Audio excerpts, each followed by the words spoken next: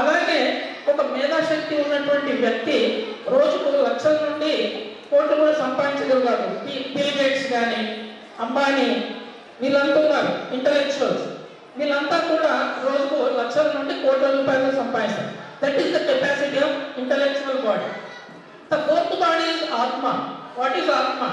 A power, energy. That is god's power అంటారు, భగవంతుడు అంటాడు. ఎన్నో రకాల పేర్లు ఉన్నాయి.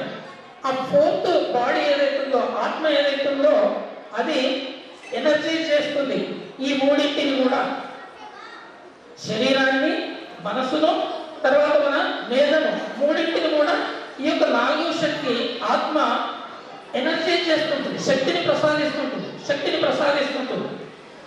ఒక క్షణం గురించి నాలుగవ శక్తి ఆత్మ ఈ శరీరం నుండి బయటపడితే ఎట్ వన్ స్ట్రోక్ ఈ మూడు శరీరాలు కూడా కుప్పకూలిపోతాయి. It will become nothing but a matter, ఒక పదార్థంగా మారిపోతుంది.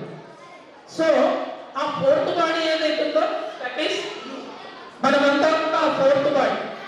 ఆ ఫోర్త్ బాడీని, ఆత్మను ఎప్పుడైతే మనం జాగృతం చేసి మన ఆత్మ ద్వారా ఈ మేధస్సును కానీ రివర్స్ మనం ఏం చేస్తున్నాము, బాడీ నుండి వెళ్తున్నాము. ఇప్పుడు ఈ యోగాసనాలు ఎందుకు వేస్తాము?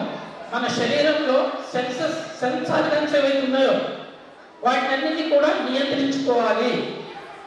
ఈ శరీరం ద్వారా జంతువుల్లో ఉన్నటువంటి సెన్స్ ఆర్గన్స్ చలనం ఏదైతే ఉంటుందో, మనిషి పుట్టుకతోనే సోషల్ యానిమల్ అంటారు. మనిషి కూడా యానిమలే. ఆ యానిమల్ ఏదైతే యానిమాటిక్ క్వాలిటీస్ ఉంటాయో వాటిని నియంత్రించుకోవడానికి యోగా అవసరం. తర్వాత మనలో ఉన్నటువంటి మనస్సు రకరకాల కోరికలు కోరుకుంటాయి. జీవితకాలం లోపల అవి అయిపోతున్నా కానీ కోరికలు కోరుతూనే ఉంటాయి. కాబట్టి అటువంటి మనసుకు భగవంతుని పూజించే భక్తి కావాలంటాడు రామకృష్ణుడు. ఎప్పుడైతే వ్యక్తి భక్తిలో పూర్తిగా నిమగ్నమై అందులో లీనమవుతాడో అప్పుడు ఆ వ్యక్తికి తెలుస్తుంది, అరే నేను కోరుకున్న కోరికలన్నీ వృధానే కదా, ఈ జీవితకాలంలోనే నేను సాధించలేను, ఎందుకు ఈ కోరుకోవడం అనేది. అప్పుడు ఆ కోరికలన్నింటి తగ్గి ఆ వ్యక్తి నిదానంగా ఆ ఆత్మ జాగృతి వైపు ప్రయాణం చేస్తుంటాడు. తర్వాత ఈ మేధాశక్తి ఉన్నటువంటి వ్యక్తికి అహంకారం ఎక్కువ ఉంటుంది. అన్ని నాకే తెలుసు అని. మళ్ళీ అక్కడ ఆయనకు ఎంత తెలిసినా కానీ ఆయన ఏమి తెలియని వాడే అయిపోతాడు. ఎప్పుడైతే ఆ అహంకారం ఉంటుందో ఆ అహంకారం గురించి ఆయన విధమైనటువంటి జ్ఞానమైనటువంటి వేదాంతిక బుక్స్ ఎప్పుడైతే చదువుతాడో, అరే మానవ జీవితం ఇదే కదా, ఇందులో ఏమీ లేదు, నేను కాదు కదా, ఇదంతా భగవంతుడే, ఆ భగవంతుడే ఇన్ని రూపాల్లో వెలిసి ఉన్నాడు కదా అని ఎప్పుడైతే ఆయనకు అర్థమవుతుందో అప్పుడు ఆయన నిజమైన జ్ఞానిగా మారుతాడు. ఆ జ్ఞానం ద్వారా ఆయన ధ్యానంలో మునిగిపోయి ఆయనలో ఉన్నటువంటి భగవంతుని గుర్తించగలుగుతాడు. కాబట్టి ఆ విధమైనటువంటి పాసిబిలిటీ, ఆ విధమైనటువంటి అవకాశం మనందరిలో ఉంది మానవులుగా. మరి 84 లక్షల జీవరాశుల్లో ఏ జీవికి కూడా ఏ యొక్క అవకాశం లేదు. ఎందుకంటే వాటి నిర్మాణము, శారీరక నిర్మాణం అంతా కూడా ఇంద్రియాల్లోనే ఉంటుంది, ఇంద్రియాల్లోనే. కానీ మానవుడు మాత్రము ఇంద్రియాలను దాటి వెళ్ళగలిగే శక్తి ఉంటుంది బుద్ధుడు ద్వారా.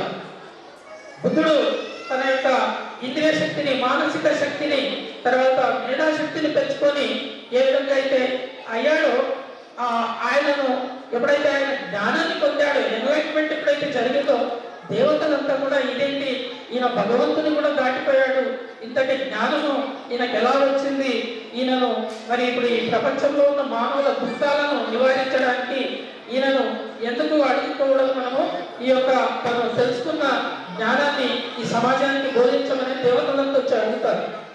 ఆయన అంటాడు, నాట్యం అవసరము, నేనేమి అవి బోధించడం. పూర్తి మనసు తల్లిదండ్రులు పెట్టినట్టయితే పిల్లల లోపల మార్పు వచ్చేస్తుంది.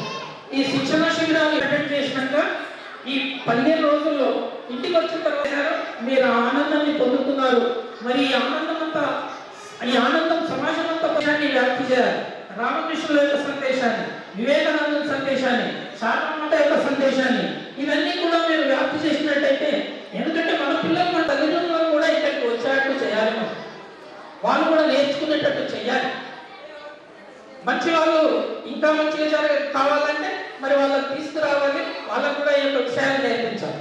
అందుకని విద్యార్థులు కూడా మీరు వాళ్ళ ఈ సామర్థ్యాన్ని పెంచుకోవాలంటే మన చీఫ్ జస్టిస్ గారు ఏమంటాడంటే ప్రో కాన్సెప్ట్ అంటాడు. కాకి కాన్సెప్ట్ లోపల పిల్లలు తాము కష్టపడాలి అంటాడు. ఏ విధంగా? ఇప్పుడు ఆ వెనకటి కథ ఉంది కదా, చిన్న కథ. పూజాలో బాటంలో నీళ్లు ఉంటాయి, కాటికి దాహం అవుతుంది, వస్తుంది, ఆ నీళ్ళు అంతాయి. అప్పుడు ఏం చేస్తుంది? చిన్న చిన్న గులకరాలు తెచ్చి ఆ సురాయిలో వేసిన తర్వాత ఆ యొక్క నీళ్లు పైకి వస్తాయి. పైకి వచ్చినప్పుడు అది తాగుతుంది.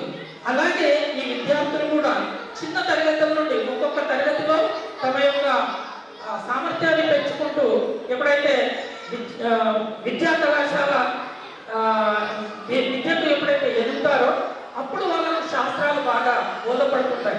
ఆ విషయాలు సైన్స్ కానీ, తర్వాత మ్యాథమెటిక్స్ కానీ, సోషల్ కానీ, సోషాలజీ కానీ, ఇటువంటి సబ్జెక్ట్స్ అన్ని కూడా వాళ్ళు ఆలోపగా వాళ్ళు నేర్చుకోగలుగుతారు. అంటే వాళ్ళు ఆ కాకినాడ సృజనాత్మక శక్తి, అక్కడ నీళ్లు ఉన్నాయి, తాగడానికి లేదు, అది ఆలోచించండి. మనిషిలో ఉన్నటువంటి గొప్ప ఆయుధం ఏంటంటే ఆలోచన.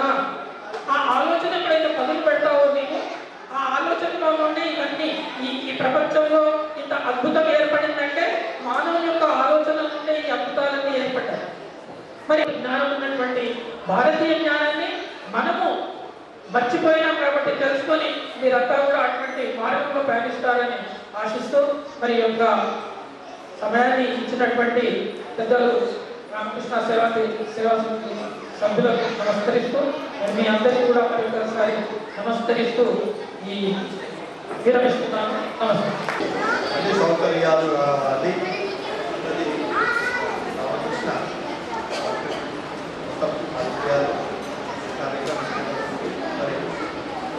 యూత్ ఎవరైతే ఉన్నారో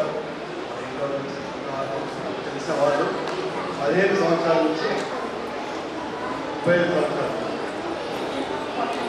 18 సంవత్సరాల నుంచి 40 సంవత్సరాల వరకు వయసులో ఉన్న వాళ్ళు విభాగంలో వాళ్ళు మెంబర్స్గా చేరి దానికి పెద్ద లేదు ఉంది వాళ్ళ ఐడెంటిటీ అండ్ పేరు, వాళ్ళ అడ్రస్ ఇవ్వడం. రామకృష్ణ సేవా సమితి ఇక్కడ ఇవ్వచ్చు. రామకృష్ణ సేవా సమితి ద్వారకా నగర్ ఏదైనా సంస్థ ఉందో అక్కడ కూడా అందరినీ కూడా అన్ని కార్యక్రమాలలో